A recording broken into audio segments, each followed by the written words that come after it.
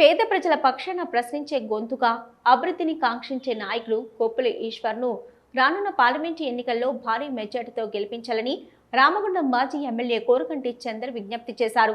పెద్దపల్లి జిల్లా జనగామ గ్రామంలో గడప గడపకు ప్రచారంలో గులాబీ సైనికులతో కలిసి పాల్గొన్నారు. మంత్రిగా తెలంగాణ ప్రాంతాన్ని అభివృద్ధి పథంలో ఉరకలు పెట్టించిన నేత ఈశ్వర్ అని పేదల పక్షాన ఢిల్లీలో గలం విప్పేందుకు పెద్దపల్లిని పార్లమెంటు నియోజకవర్గం నుండి భారీ మెజార్టీతో గెలిపించాలన్నారు. తెలంగాణ సాధనలో ఈశ్వర్ పోరాటం మరవలేనిదన్నారు.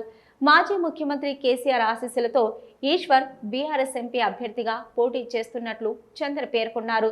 బడుగు బలహీన వర్గాల అభ్యున్నతికి గులాబీ శ్రేణులు ముందుంటారని, ఈశ్వర్ గెలుపుకు ప్రతి ఒక్కరూ సహకరించాలని చంద్ర కోరారు.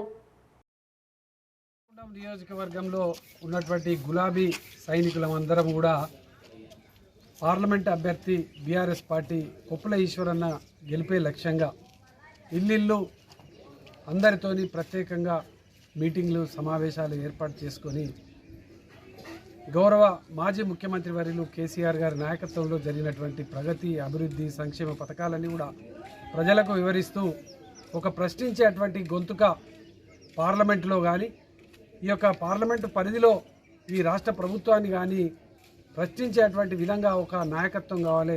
అది బీఆర్ఎస్ పార్టీ నాయకత్వంతో మాత్రమే అది సాధ్యమవుతుంది. ప్రజలకు కష్టాలున్నా ఇబ్బందులున్నా కూడా ప్రశ్నిస్తే తప్ప, ఇలా పోరాడితే తప్ప ప్రతిఫలాలు వచ్చేటువంటి పరిస్థితి లేదు. కాబట్టి ఒక ప్రశ్నించేటువంటి గొంతుక, ఒక ఉద్యమ నాయకుడు, ఈ ప్రాంతంలో పుట్టి పెరిగినటువంటి ముద్దుబిడ్డ